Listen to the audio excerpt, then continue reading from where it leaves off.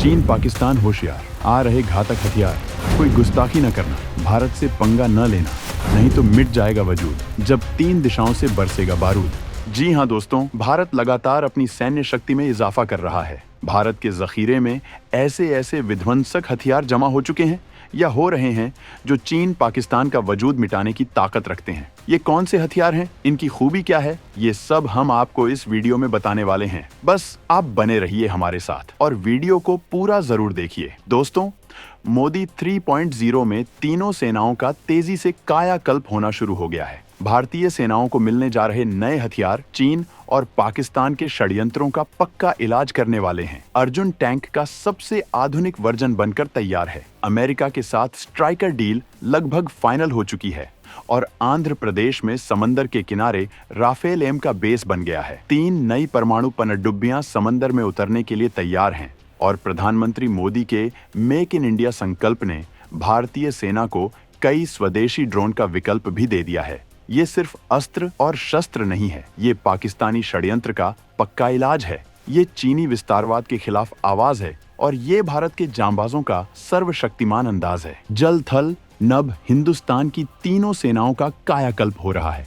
सेनाओं को सबसे आधुनिक, सबसे भरोसेमंद और सबसे मारक हथियार मिल रहे हैं। 4 साल पहले दिवाली के दिन प्रधानमंत्री नरेंद्र मोदी जब अर्जुन टैंक पर सवार होकर लोंगेवाला बैटलफील्ड का निरीक्षण करने पहुंचे तो पूरी दुनिया ने भारत के मुख्य युद्धक टैंक अर्जुन की अचूक शक्ति को देखा। लेकिन अब भारत के अचूक और आधुनिक अर्जुन टैंक को एक नया साथी मिलने वाला है, स्ट्राइकर। भारत और अमेरिका के बीच स्ट्राइकर टैंक को लेकर बातचीत बहुत आगे बढ़ गई है। भारत के स्वदेशी अर्जुन टैंक के साथ अमेरिका का स्ट्राइकर टैंक पाकिस्तान और चीन से लगी सीमा पर गेम चेंजर साबित होगा। आखिर कैसे, ये भी जान लीजिए। स्ट्राइकर 8 पहिया वाला टैंक है। इसे General Dynamics Land Systems Canada, America में General Dynamics Land Systems Division ने संयुक्त रूप से विकसित किया है।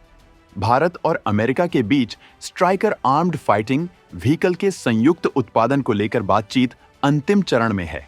भारत अमेरिका से इस डील में करीब 150 स्ट्राइकर टैंक ले सकता है। समझौते के बाद इस आर्मर्ड व्हीकल का उत्पादन भारत में किया जा सकेगा। भारत और अमेरिका की बातचीत सही नतीजे पर पहुंचती है तो भारत न केवल स्ट्राइकर का को प्रोडक्शन करेगा बल्कि अमेरिका इसकी टेक्नोलॉजी भी ट्रांसफर करेगा, जिससे कि भारत अमेरिका के रिश्ते और मजबूत होंगे। चीन से लगी सीमा पर भारतीय सेना को ऐसे टैंक की जरूरत है जो सैनिकों के साथ में जाए और इतना हल्का और ताकतवर हो कि ऊंचे पहाड़ी इलाके में भी आसानी से ऑपरेट कर सके।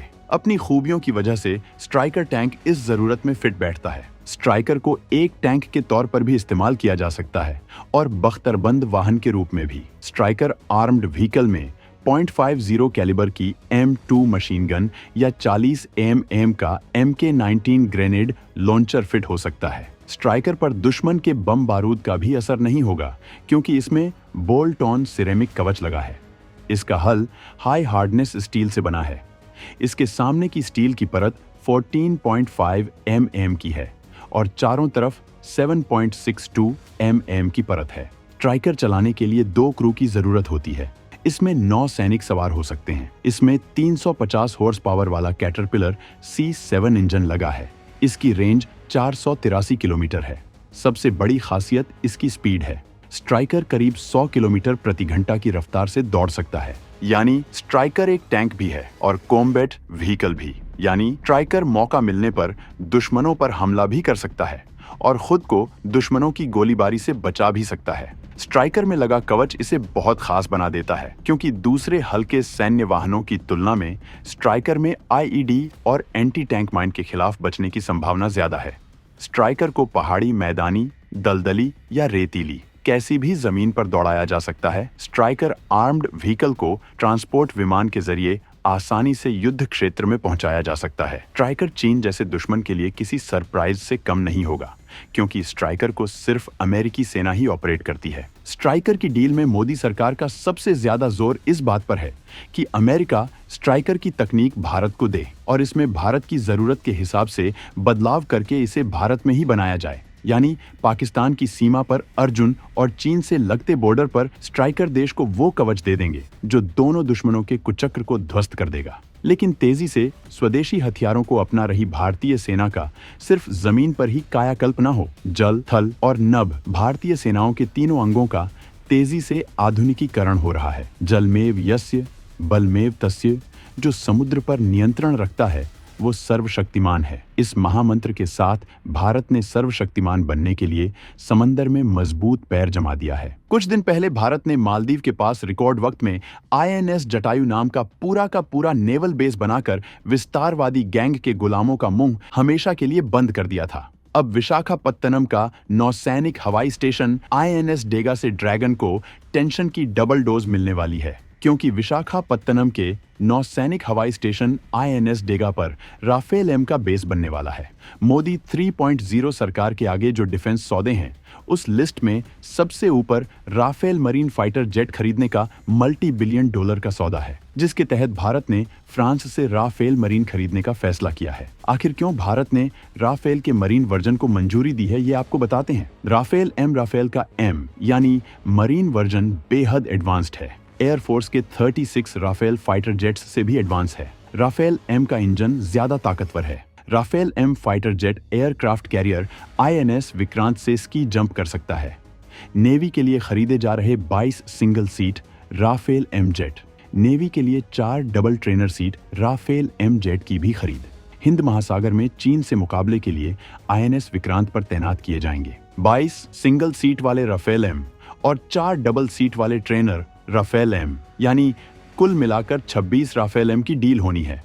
दोस्तों, आपको ये जानना जरूरी है कि राफेल M की ताकत क्या है, इसकी खूबियां क्या हैं और कैसे ये हवा और समंदर में गेम चेंजर साबित होगा। राफेल M समुद्री एरिया में हवाई हमले के लिए विशेष तौर पर डिजाइन किया गया है। राफेल M 15.27 मीटर लंबा, 10.80 मीटर चौड़ा, 5.34 मीटर ऊंचा है।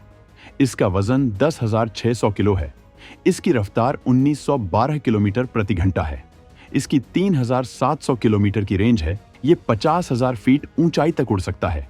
राफेल M बहुत कम जगह पर लैंड भी कर सकता है। इस काबिलियत को short take off but arrester landing कहते हैं। Rafale M anti ship strike के लिए दुनिया का सबसे शानदार फाइटर जेट है।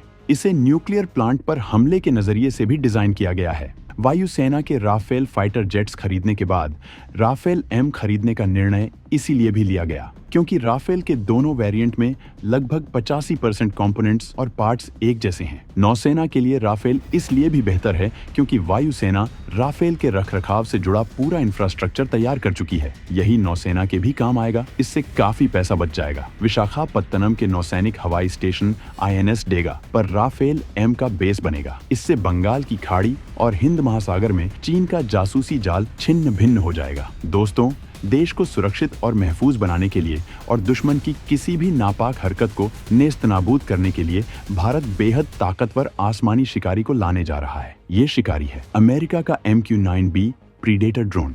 भारत को अमेरिका से 31 MQ-9B sky guardian predator drone मिलने के बाद हम ज्यादा सुरक्षित होंगे। भारत के तर्कश में अमेरिका के 31 MQ-9B sky guardian predator drone होने का मतलब है आसमान से लेकर जमीन तक, समंदर से लेकर पहाड़ों तक, क्षितिज से लेकर आकाश की हर दिशा तक दुश्मन पर पैनी नजर रखने वाला शक्तिशाली ड्रोन चीन और पाकिस्तान जैसे दुश्मनों को चैन से सोने नहीं देगा। प्रीडेटर ड्रोन की ताकत क्या है आपको बताते हैं। MQ-9B प्रीडेटर ड्रोन को रीपर ड्रोन भी कहा जाता है।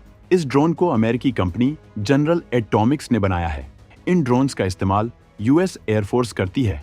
MQ-9B predator all weather drone है। ये 40 घंटे तक नॉन स्टॉप उड़ान भरता है। MQ-9B प्रीडेटर ड्रोन 40,000 फीट की ऊंचाई तक जाकर नजरों से ओझल हो जाता है। जाहिर है दोस्तों, भारत अपनी सुरक्षा तैयारियां तो तेज कर ही रहा है, जरूरत पड़ने पर जबरदस्त आक्रमण की क्षमता भी बढ़ा रहा है।